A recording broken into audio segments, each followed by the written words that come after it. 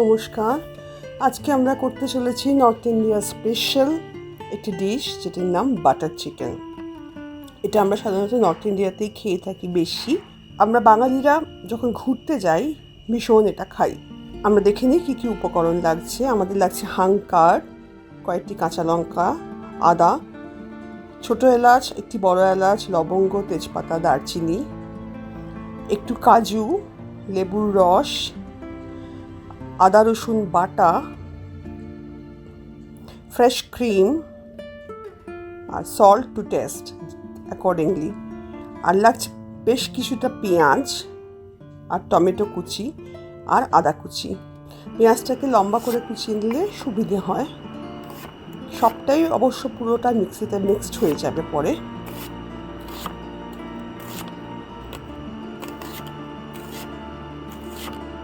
এবার প্যানে একটু বাটার দিয়ে নিলাম।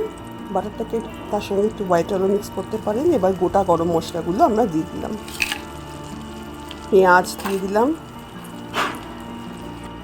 কাজুটা দিয়ে দিলাম, আদা রসুনের পেস্ট নিয়ে নিলাম আর টমেটো দিয়ে দিলাম। এটা সবটাই চিকেন অনুপাতে নেবেন। আর কয়েক কোয়া রসুন, সল্ট দিয়ে দিলাম, অবশ্যই নিজের স্বাদ অনুযায়ী, কিন্তু চেখে নেবেন।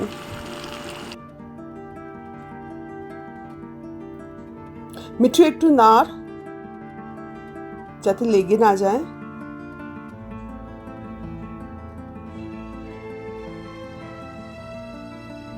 এটাকে একটুখানি কিছুক্ষণ রেখে দিলে গ্যাসের ওপরে লো সিমে অটোমেটিক্যালি এটা সফট হয়ে যাবে।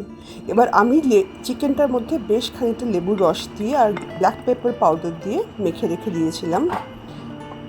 এবার এর মধ্যে আমি দেবো একটা বোলে ট্রান্সফার করে আদা রসুনের পেস্ট, মোটামুটি 2 টেবিল স্পুন মতো। আমার এখানে আছে 8টা থেকে 10টা চিকেন লেগ পিস। আর 2 টেবিল স্পুন মতো আমি দই দিয়ে দিলাম। এবারে এটাকে ভালো করে মিক্স করতে হবে, খুব ভালো করে মিক্স করে খানিকক্ষণ রেখে দিতে হবে। এটা সেকেন্ড ম্যারিনেশন।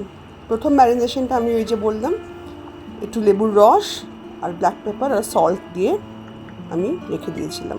আরও একটু লেবুর রস অ্যাড করলাম।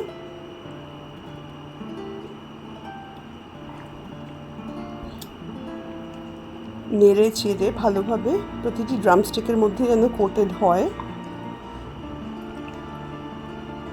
এবার একটু রেড চিলি, কাশ্মীরি লাল লঙ্কা কালারের জন্য আমরা অ্যাড করলাম। আর সর্ষের তেল আর লাল লঙ্কার গুঁড়ো ভীষণ ভালো খাবারের রং তৈরি করে। এই দুটো কম্বিনেশন, তাতে আমাদের কোনো অ্যাডেড বাইরের রং ইউজ করতে হয় না, অ্যাডেড কালার দরকার পড়ে না।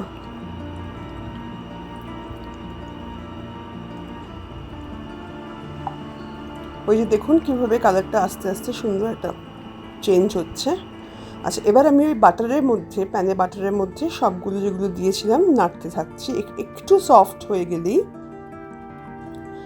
ওগুলো সমস্ত আমি আস্তে আস্তে মিক্সিতে ট্রান্সফার করে দেবো।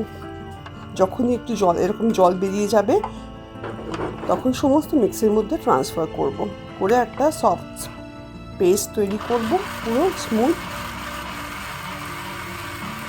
করে। সেটাকে ভালোভাবে একটি ছাঁকনির মাধ্যমে ছেঁকে নিতে হবে। এই যে পেস্টটিকে ভালোভাবে ছাঁকনি দিয়ে ছেঁকে নিতে হবে, সব রেসিডিউগুলো যেন বেরিয়ে যায়।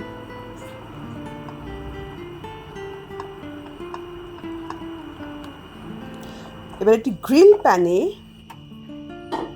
বাটার দিলাম। এবার তার মধ্যে প্রতিটা লেগ পিস বা ড্রামস্টিক বা চিকেনের পিস, আপনারা যেরকম পিস চেয়ে নেবেন, ভালো করে গ্রিল করতে হবে। মানে খুব ভালোভাবে ফ্রাই করতে হবে হাই ফ্লেমে।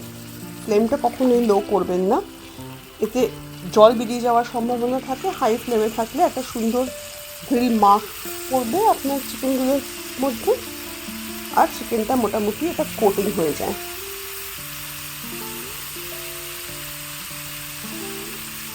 আসলে এই রান্নাটা দুটো পার্ট, একটা ম্যারিনেশন আর মিক্সিতে পেস্ট তৈরি করে ছেঁকে নেওয়া, আর একটা হচ্ছে গ্রিল করা, তারপর দুটো পার্টকে কম্বাইন করে মিক্স করা।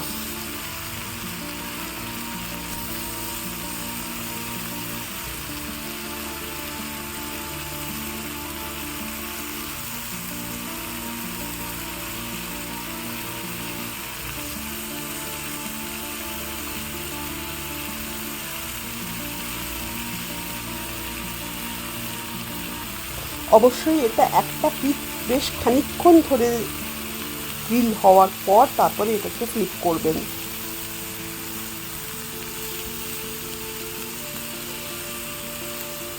ওই দেখুন কিরকম একটা দাগ এসে গেছে, পুরো গ্রিল মার্কটা এসে গেলেই তখনই এর টেস্টটা আরও এনহ্যান্স করে। এবার আর একটি খালি প্যানে আর একটু বাটার দিলাম। বাটারটা যেই মেল্ট হয়ে যাবে, কাঁচা লঙ্কা আদা কুচিটা দিয়ে দিচ্ছি।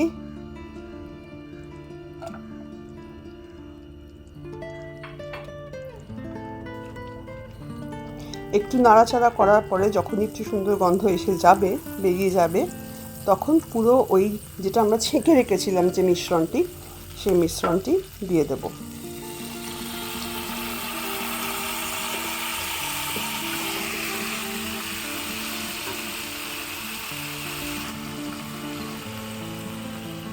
এই মিশ্রণটা আমি ছেঁকে রেখেছিলাম একটু আগে, সেটাকে আমি দিয়ে দেব।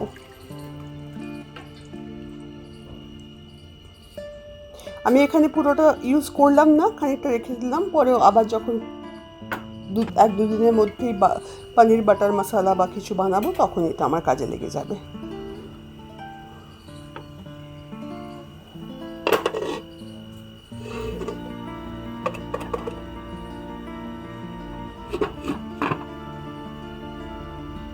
এবার এর মধ্যে আমরা ওই গ্রিল চিকেনগুলো দিয়ে একটু নেড়ে চেড়ে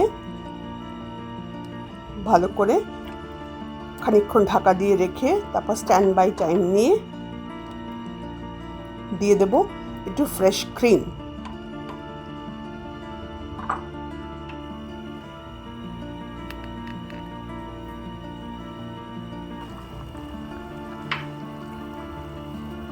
অবশ্যই কাসুরি মেথি দিতে ভুলবেন না, কাসুরি মেথিতেই এর আসল টেস্টটি এনহ্যান্সড হয়। ফ্রেশ ক্রিম দিয়ে দিলাম। এরপরে আমার একটা ট্রিক আছে যেটা আমি নিজে ইউজ করি, ইউজুয়ালি বেশিরভাগ মানুষই করেন না, কিন্তু আমি করি কারণ আমার বাড়ির লোক এভাবে খেতে পছন্দ করে। একটি বাটির মধ্যে একটা চারকোলকে ভালো করে বা কাঠকয়লাকে জ্বালিয়ে নিয়ে ওর মধ্যে এক ফোঁটা ঘি দিয়ে, মানে হাফ চামচ মতো ঘি দিলেন, দিয়ে কয়েকটা লবঙ্গ দিয়ে সঙ্গে সঙ্গে ঢাকা দিয়ে স্ট্যান্ড বাই মোডে রেখে দেবেন। এই যে ধোঁয়া উঠে গেল, এরপরেই ঢাকাটা দিয়ে সঙ্গে সঙ্গে স্ট্যান্ড বাই মোডে গ্যাসটাকে অফ করে রেখে দেবেন। তারপরে কিছুক্ষণ পরে ডিশ আউট করে দেবেন। তৈরি হয়ে গেল সুন্দর বাটার চিকেন।